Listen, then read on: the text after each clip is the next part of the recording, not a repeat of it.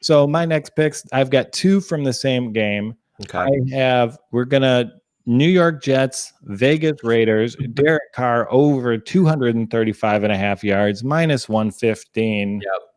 It's a Jets team. Derek Carr has a lot to play for this week. They were coming off back-to-back losses, and the second loss was pretty embarrassing.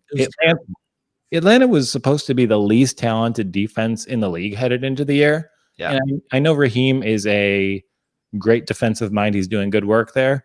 But 6 points against the Atlanta Falcons is unforgivable. They looked so bad. Derek Carr's hands are too small. That's what it is. Too small. He can't hold the ball.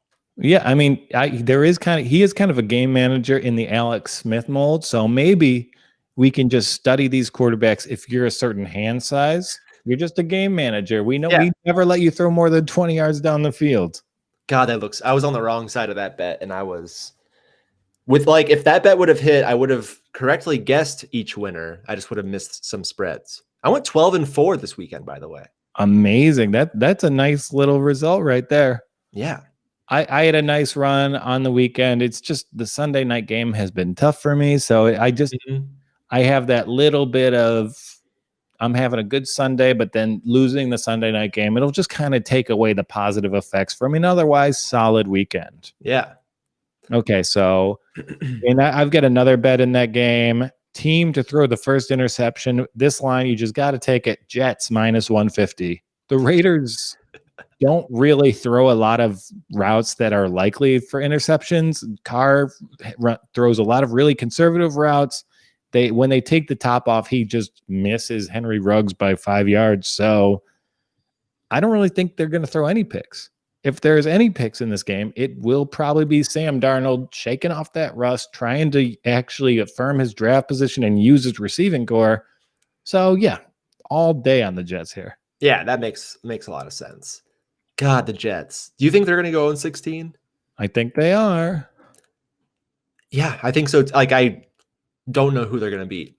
They deserve to go 0-16. Like the Adam Gase thing, there's not been any accountability or even just like cognizance of how bad it's been. It's like, So he had a quote in his press conference on Tuesday. He's like, I came here to develop Sam Darnold. We didn't do that. Who's the from I to we really quick? Yeah, as soon as something negative happens, you see him using the we, and that even that just gives you a glimmer of the personality at work. It's just like they're kind of well positioned though. I don't hate the long-term outlook. If they get the new coach, if they take a quarterback number 1 overall, spoiler alert, they will. They're kind of coming into the situation where they have a good left tackle. They have a potential number 1 wide receiver. Yep. Mims has been pretty effective in his play. Yep. So, you know what? They have Frank Gore. I mean, at the very least, I don't think the Jets situation is any worse than the one Joe Burrow faced in Cincinnati. No, for sure. I agree. Yeah. Do you think Joe Burrow would have, I mean, if you ask him now, hey, do you wish your team drafted a left tackle 11th overall the year before they took you? I think he'd say yes. Yeah, absolutely. It's a yes.